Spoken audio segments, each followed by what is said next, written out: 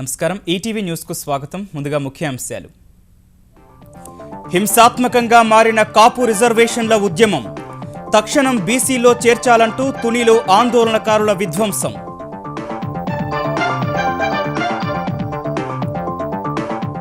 Ratnachal express ను దహనం చేసిన ఆందోళనకారులు, తుని పోలీస్ స్టేషన్లకు నిప్పు, గాలి బూడిదైన వాహనాలు.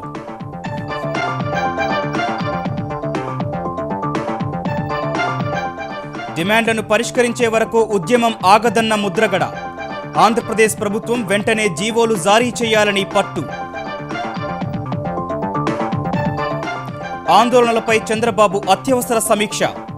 వైకాపా అవకాశవాద రాజకీయాల్లో కీలుబొమ్మలు కావద్దని కాపులకు తెదేపా నేతల వినతి. జీహెచ్ఎంసీ ఎన్నికలకు ముగిసిన ప్రచారం. ఎల్లుండి జరిగే పోలింగుకు ముమ్మర ఏర్పాట్లు. పటిష్ట భద్రత కల్పిస్తామన్న హైదరాబాద్ కమిషనర్. పంట బీమా పథకంపై ముమ్మర ప్రచారం చేయాలన్న ప్రధాని. 2 ఏళ్లలో 50% రైతులను చేర్చాలని మన్ కీ బాత్ కార్యక్రమంలో పిలుపు. ఆస్ట్రేలియాతో టీ20 సిరీస్ను క్లీన్ స్వీప్ చేసిన భారత్. సిడ్నీ మ్యాచ్లో 7 వికెట్ల తేడాతో జయభేరి, ర్యాంకింగ్స్లో అగ్రస్థానం కైవసం. ఆస్ట్రేలియన్ ఓపెన్ పురుషుల సింగిల్స్ విజేత జకోవిచ్. ఆండీ ముర్రేపై వరుస సెట్లలో విజయం సాధించిన సెర్బియా వీరుడు.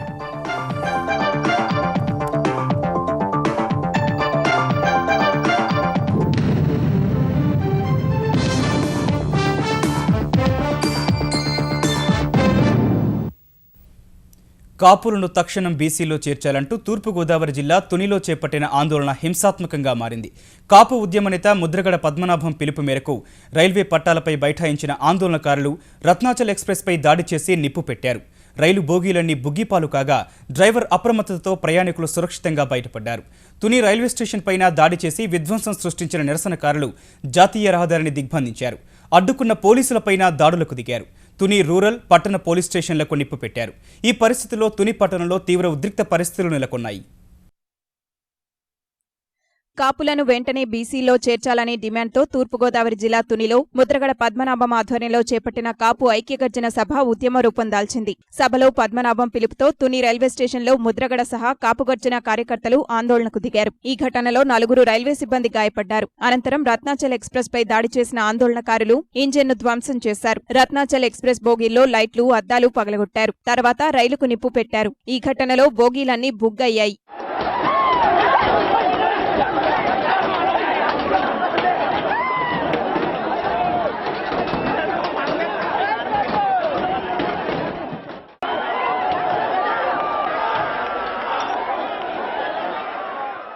రైలు డ్రైవర్ అప్రమత్తతతో భారీ ప్రమాదం తప్పింది. ఆందోళనకారులు రైలు పైకి ఎక్కుతుండగా సమయస్ఫూర్తితో ప్రమాదాన్ని గుర్తించిన డ్రైవర్ విద్యుత్ సరఫరా నిలిపివేయించి ప్రయాణికులను అప్రమత్తం చేశారు. వెంటనే ప్రయాణికులు పరుగులు తీశారు. పిల్లలతో మహిళలు బిక్కుబిక్కుమంటూ గడిపారు.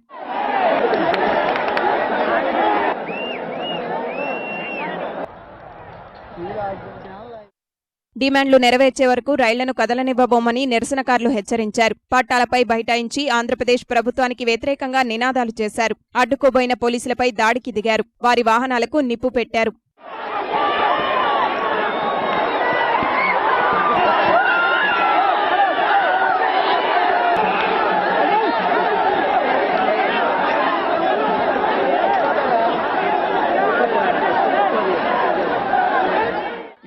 ఈ రోజే మేము రోడ్డు ఎక్కవలసిన పరిస్థితి ఈ ముఖ్యమంత్రి కల్పించారు. పబ్బం గడుపుకోవడం, కాలయాపం చేయడం తప్ప మా జాతికి జరుగుతున్న అన్యాయాన్ని, మా జాతి రిజర్వేషన్ లేకపోవడం వల్ల కోల్పోయిన ఉద్యోగాల్ని భర్తీ చేసుకోవడం కోసం, వారికి న్యాయం చేసుకోవడం కోసం అడుగుతుంటే ఈ కాలయాపన ఏ మాత్రం సహించలేము. వెంటనే ముఖ్యమంత్రి గారు రాజధానికి, గ్రీన్ ఫీల్డ్ ఎయిర్పోర్ట్ కి, బందర్ పోర్ట్ కి భూములు తీసుకోవడం కోసం అర్ధరాత్రి కాడ జీవోలు ఇచ్చిన సందర్భాలు ఉన్నాయి. అదే విధంగా మా 2 డిమాండ్స్ మీద తక్షణం జీవో ఇవ్వాలి. ఈ పరిణామం తర్వాత ముద్రగడ పద్మనాభంతో చర్చలు జరిపిన రైల్వే అధికారులు ప్రయాణికులకు ఇబ్బంది కలగకుండా చూడాలని విజ్ఞప్తి చేశారు.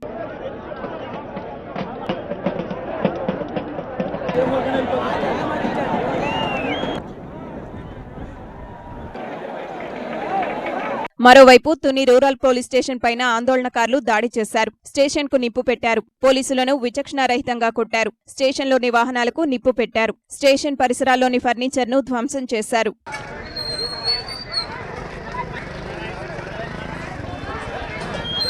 మరోవైపు ప్రత్తిపాడు వద్ద జాతీయ రహదారిపై ఉద్యమకారులు వాహనాలను అడ్డుకున్నారు. రహదారిపై బైఠాయించి ప్రభుత్వ వ్యతిరేక నినాదాలు చేశారు. ఫలితంగా రహదారికి ఇరువైపులా కిలోమీటర్ల మేర వాహనాలు నిలిచిపోయాయి. కృష్ణలంక వద్ద ఆందోళనకారులు రాస్తారోకో నిర్వహించారు. నిరసనకారుల ఆందోళనతో ప్రయాణికులు తీవ్ర అవస్థలు పడ్డారు. అంతకుముందు ఎన్నికల సమయంలో ఇచ్చిన హామీలను అమలు చేయడంలో ముఖ్యమంత్రి చంద్రబాబు జాప్యం చేస్తున్నారని కాపు ఉద్యమ నేత ముద్రగడ పద్మనాభం ఆరోపించారు. కాపులకు రిజర్వేషన్ కల్పించే వరకు ఉద్యమం కొనసాగుతుందని తునిలో నిర్వహించిన కాపు గర్జన సభలో స్పష్టం చేశారు.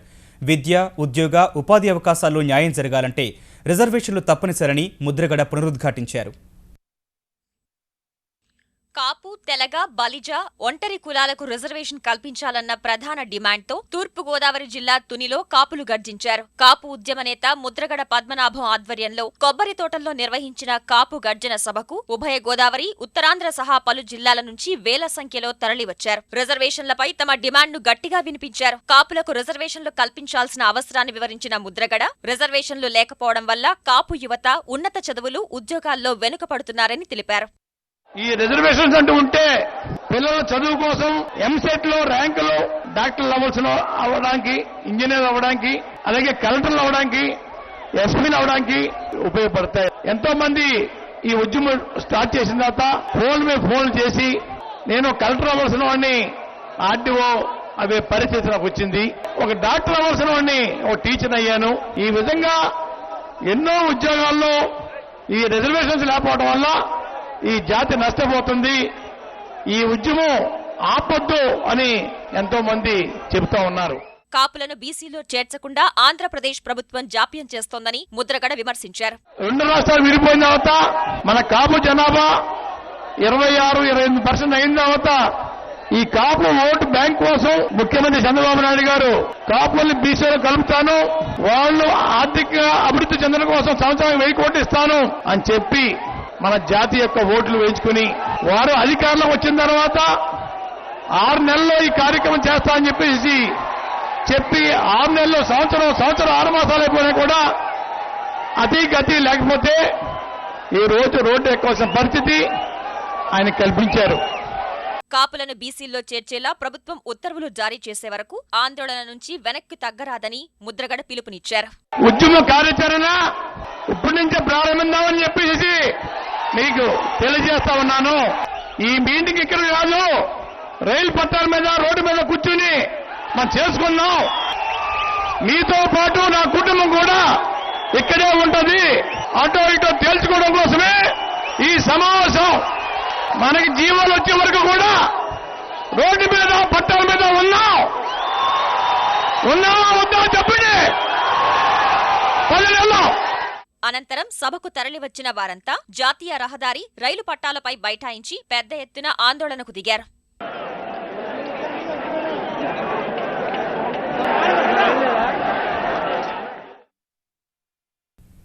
కాపుల ఆందోళనలపై ముఖ్యమంత్రి చంద్రబాబు మీడియాతో మాట్లాడుతున్నారు. ప్రత్యక్ష ప్రసారం ద్వారా చూద్దాం.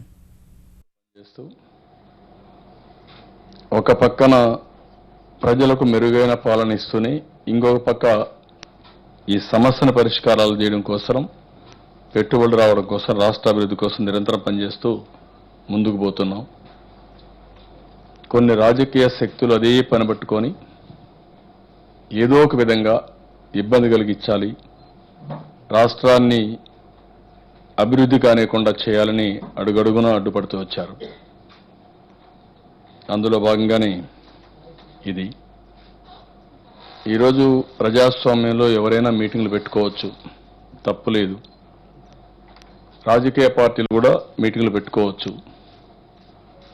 రాజకీయ పార్టీలు ప్రజల్ని రెచ్చగొట్టి వాళ్ళ స్వార్థం కోసం విధ్వంసానికి పాల్పడడం చాలా దారుణం. ఈరోజు అలాంటి సంఘటనే జరిగింది. మేము స్వేచ్ఛగా ఎవరైనా మీటింగ్లు పెట్టుకున్నా పర్వాలేదు ఇది చేస్తే అక్కడ కూడా నన్ను కూడా బ్లేమ్ చేయడం, బస్సులు రాని లేదు, లేకుంటే ఇంకోటి చేశారని చెప్పి ఇది చేయడం. అదే మాదిరిగా ఇక్కడ జరిగిందనే సంఘటన చూస్తే ఒక 25 వెహికల్స్ కాలిపోయినాయి. ఒక ట్రైన్ పూర్తిగా కాల్చారు. ప్రజలు భయభ్రాంతులైపోయారు, ఆందోళనకు గురయ్యారు. ఏ విధంగా వాళ్ళు ఇక్కడి నుంచి ఏ విధంగా పోగలుగుతాం, మేమేమైపోతాం. ఒక్కొక్కసారి యాక్సిడెంట్ జరుగుతూ ఉంటాయి, యాక్సిడెంట్లో భయపడతా ఉంటారు. అట్లా కాకుండా వీళ్ళు అది చేసినప్పుడు కూడా ఆ డ్రైవర్ సంయమనంతో పవర్ ఆఫ్ చేశాడు. పవర్ ఆఫ్ చేయకపోతే ఇక్కడ పోయిన వాళ్ళు కూడా డేంజర్లో పడిపోయే పరిస్థితి వస్తుంది. అలాంటి సంఘటనలు చేశారు. పోయిన వాళ్ళలో కూడా చాలా మంది ఎక్కడెక్కడి నుంచో వచ్చారు. అందులో ఏ ఎలిమెంట్స్ ఉన్నారో తెలియదు. ఎప్పుడు కూడా ఈస్ట్ గోదావరి, వెస్ట్ గోదావరి, శ్రీకాకుళం, విజయనగరం ఇవన్నీ కూడా డొసైల్గా చాలా పాజిటివ్గా, చరిత్రలో ఇలాంటి సంఘటన ఎప్పుడూ ఈస్ట్ గోదావరిలో జరగలేదు. నేను 40 ఏళ్ళు 78 నుంచి ఎమ్మెల్యేగా ఉన్నా. ఇంక 2 years అయితే 40 years అవుతుంది. Never it has happened this type of activity. ఎప్పుడూ జరగల జిల్లా చరిత్రలో జరగల. అలాంటి జిల్లాలో ఇలాంటి సంఘటన జరిగిందంటే నేనే దిగ్భ్రాంతే కాదు, అర్థం చేసుకోలేకపోతున్నాను. ఎంత దారుణం, ఎంత బాధాకరం. ఈ రాష్ట్రంలో ఇలాంటి సంఘటనలు ఎప్పుడూ లేవు. ఈ సంఘటనతో 25 వెహికల్స్ ఇదేనాయి, 15 మంది పోలీసులు దెబ్బతిన్నారు, 2 DSPలు, 3 CIలు, 3 SIలు, ఒక 8 మంది అదర్ పోలీస్ కానిస్టేబుల్స్. వీళ్ళందరూ ఒక CI అయితే, అదే మరి ఒక కానిస్టేబుల్ అయితే సీరియస్గా ఉంది. రైల్వే సిబ్బంది ఒక 5-6 మంది, ప్రెస్ వాళ్ళు కూడా కడకు ప్రెస్ వాళ్ళు. అదే మరిగా ఇంకా ఇవన్నీ కూడా ఒక 2 పోలీస్ స్టేషన్లు, 2 3 ఇంకా మాకు కమ్యూనికేషన్లో కూడా. ఎందుకంటే మనం ఎక్కడ కూడా ఒక సెన్సిటివ్ ఇష్యూ, దీన్ని అందరినీ కలుపుకొని రావాలి, ప్రజల్ని మనతో కూడా తీసుకెళ్ళాలి, వాళ్ళకి అర్థమయ్యేది చెప్పాలనే ఉద్దేశంతో చాలా ఓపికగా తీసుకొచ్చాం. ఎక్కడ ప్రొవొకేషన్ లేకుండా నేను ఒకటే చెప్పాను, మీరు ఎక్కడన్నా వచ్చినా కూడా మీరు ఓపికగా ఉండండి, ఇది కరెక్ట్ కాదని చెప్పాం. దాంతో ఈరోజు చూస్తే ఈ సంఘటనలన్నీ జరిగాయి. ఇంత మునుపు కూడా తునిలో కూడా మళ్ళా చేశారు. ఇది ఈరోజు జరిగింది కాదు, ఇంకా ఇంత మునుపు కూడా మీరు చూస్తే పట్టిసీమ ఇదే మరిగా అడ్డం పడ్డారు, అమరావతికి అడ్డం పడ్డారు, రాయలసీమకు మీద ఇది చేయాలని చూశారు. అంటే ఎక్కడ దొరికితే అక్కడ ఇవన్నీ చేయడానికి ప్రయత్నం చేశారు. ఇందులో మనం ఒకసారి చూస్తే ఈ సంఘటన నేను చాలా స్పష్టంగా చెప్పాను. తెలుగుదేశం పార్టీ బీసీలు వెనుకబడి వర్గాల్లో ఉన్నారు, చాలా మంది పేదల్లో ఉన్నారు, పేదరికంలో ఉన్నారు. కాపుల్ని ఎట్టి పరిస్థితుల్లో కూడా బీసీల్లో కలుపుతాం.